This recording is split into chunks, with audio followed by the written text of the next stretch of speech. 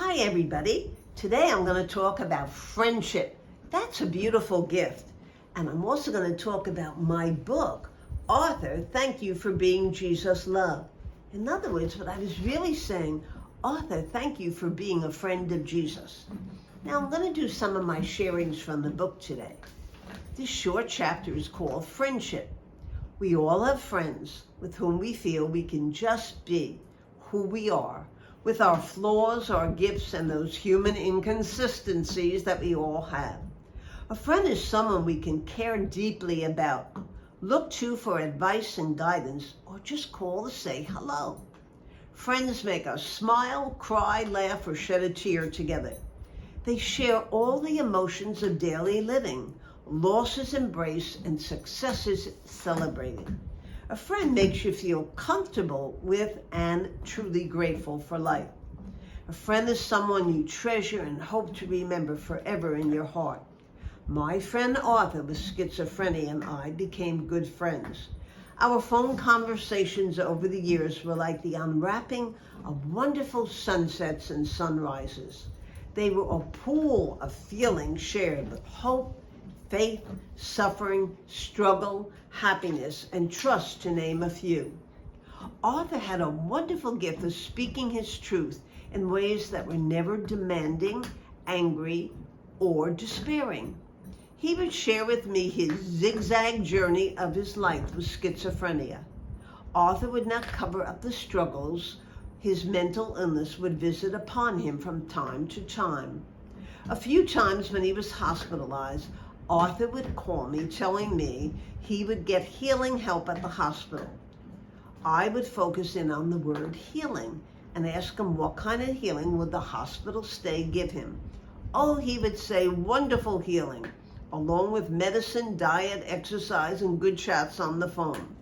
He would also add that great kindness was the best healer. To go that extra kindness was the best healer.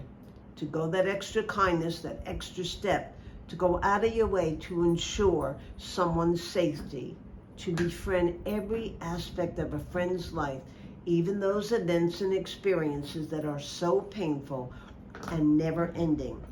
Arthur understood the beautiful meaning of friendship, a sacred treasure to treasure forever.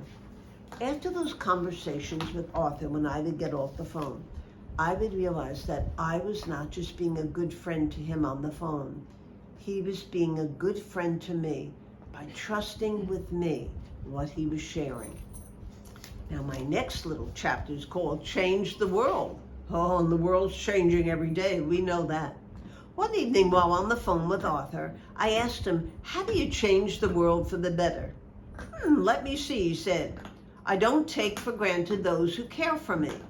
I appreciate greatly a freshly baked bagel at Dunkin' Donuts.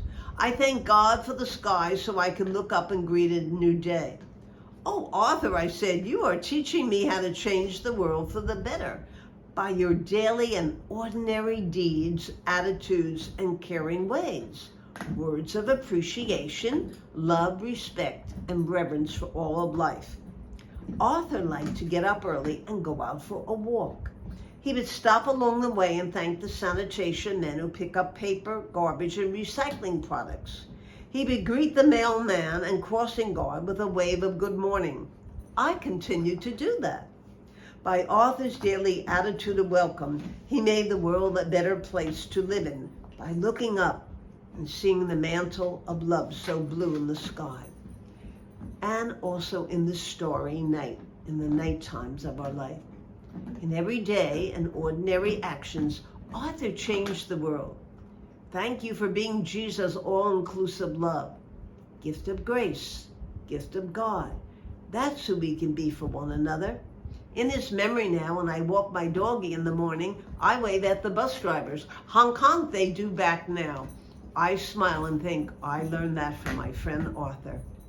Everyone is our neighbor. Next door, across the street, around the corner, northeast, south, and west, across the ocean, by a plane, ship, car, train, scooter, skate, skateboard, and hiking boots. Humanity is our neighbor, diverse in many ways, So very human, gifted, talented, flawed, limited, joyful, sorrowful, happy, sad, challenged, inspired, and we even have questions about people, don't we? What would the world look like, feel like, and become if each one of us took Arthur's example and dared to change the world by making it better, kinder, compassionate, and an all-embracing place to live? The world could become a place of patience and hope, charity and respect, empathy and faithfulness. Let's change the world together. Is it possible? Arthur told me yes, and I believe yes too. I believe his early morning legacy of greeting others with one kind word, one welcome look, one respectful nod, one tear of hope, and one gentle embrace of compassion tells us how to change the world for the better. I believe, like Arthur, we all get a chance and an opportunity every day to be and become a seed that sows wonderful, peaceful love. Oh, this is a wonderful book, not because I wrote it, but because it's about Arthur. Now, this chapter is about Arthur and one of his friends, Pope Francis. I said, Arthur, why do you call Pope Francis your friend? You've never met him. He said, well, I've never met Jesus, except I meet him and other people. He said, Pope Francis said something about mercy. Mercy unites us to respond to life with love, compassion, forgiveness, and generosity within our families, our neighborhoods, our nation, and our world. As we have experienced God's unlimited mercy, so we must choose to give it to others. Mercy, you see, can transform us and bring true peace to our world. That's what Pope Francis said. So I said, Arthur, what would you say? And very simply, he smiles and says, mercy is in my eyes, my hands, and most of all, in my heart. You see, that's what friendship is about. When we could take the friendship of Pope Francis and Jesus and see it in everybody. Arthur loved reading about Pope Francis, especially in Father Bob Lauder's books, Pope Francis' Spirituality and Pope Francis' Profound Personalism. Arthur, like Father Lauder, sharing in mercy is God's yes. Every day, Arthur was God's yes of mercy. Arthur lived 1 Corinthians. Love is patient, kind, not jealous or rude, never pompous or inflated, because that's easy to be, not seeking our own interests, not quick-tempered, not brooding over injuries, never rejoicing over wrongdoing, but by rejoicing in the truth. You don't have to be perfect to live 1 Corinthians. You just have to dare, as Arthur did, get up every day and bear all things, believe all things, endure all things with love. This is the love our dear Pope Francis encourages us to live, promote, and inspire by example. It is a love that carries the cross, that resurrects time and time again. You know that. We get up again and again and again. It's a love that's born of humility and suffering. It's quiet and often hidden. It's a love with an all-embracing light that welcomes all. So like Pope Francis, Arthur set out in life with his beautiful heart of mercy, a heart of great compassion that knew rejection, mocking, and crucifixion of spirit. But Arthur, in his poverty of spirit, did something wonderful with his worn shoes with holes in it, his plaid shirt with stains, and his fragmented mental state on difficult days. Arthur never stopped trusting and believing and loving Jesus, and that Jesus walked with him, rested with him, and sometimes Jesus wept with him. Jesus does that for you and I.